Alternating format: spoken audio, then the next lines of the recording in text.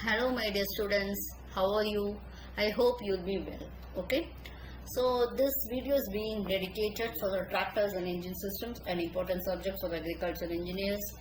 So what we are going to see now, so this system, this actually we have discussed 4 videos in this unit 1 already. You have connecting rod, everything else we have discussed, okay, pistons and everything else.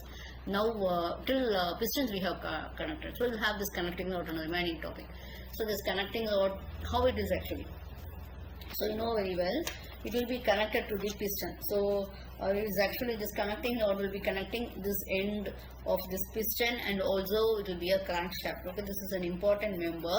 So this connecting rod will be playing an important role in this connecting this piston part and also your crankshaft. Okay, so one end it will be attached to one end of the crank pin and the crankshaft, and the other end to the piston with the help of a 3 piston pin, or otherwise it is called as a wrist pin. The lower part of connecting rod is being split to permit its being clamped around the crankshaft. Otherwise, it's being split up. You can see the diagram. Okay, you can see that it is actually split up so that it is being with the help of bolt and nut arrangements, we are making it as one. Okay, so that it is permit being clamped around the crankshaft. Okay, so the connecting rod must combine great strength, and also it should have a slight weight. And the split head is also known as a beacon, usually incorporates a bit bearing. You can see this. Okay, so what happens is the connecting rod should have a great strength also, and again it should have a light weight so that it can maintain rigidity when carrying the thrust and all.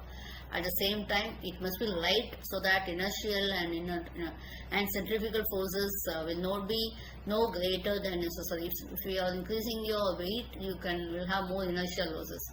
Okay, it will be made of alloy steel and all. So next one is that we have many types of crankshaft also. Okay, so normally the connecting rod will have to be tested for the alignment. That's very essential. Okay, we do have a connecting rod aligner, and there are different types of connecting rod, namely split at an angle and offset from the shank. Okay, so bent or twisted rods can cause the rapid bearing of the cylinder, ring piston, and also the pin bear.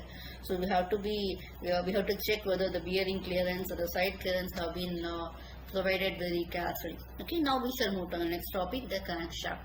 So crankshaft is actually a one-piece forging. Okay, you please see this. It is a one-piece casting or forging of heat-treated alloy steel. So it should have the required mechanical strength. Okay. The crankshaft will have to take the downward thrust of the piston during the power stroke. So it has to withstand and it has to convert into the power or the required movement.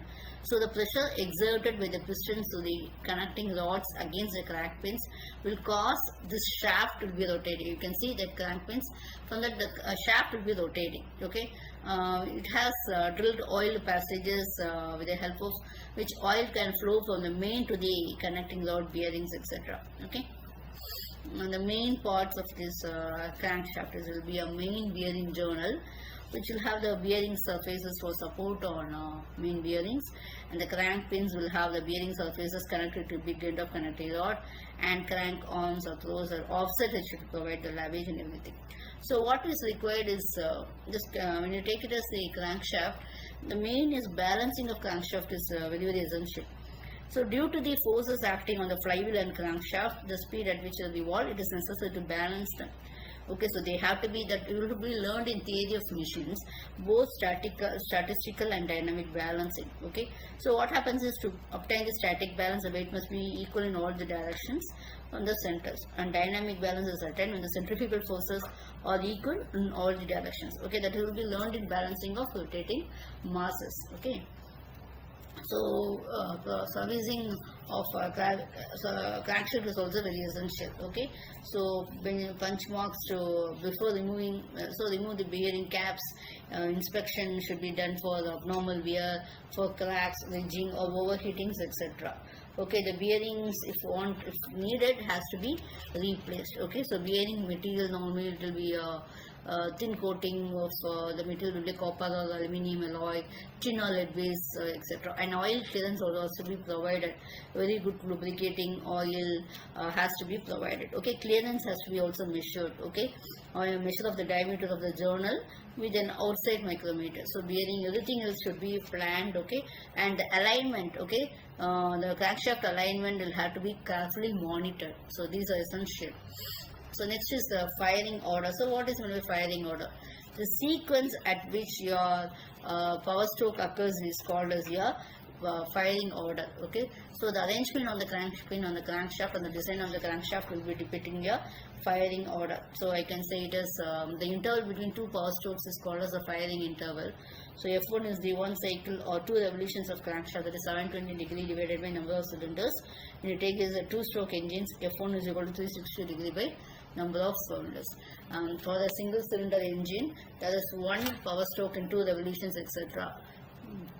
The movement of flywheel therefore cannot be smooth and quiet. Okay, for 4-cylinder engine, the power impulses are available twice in every revolutions of the flywheel.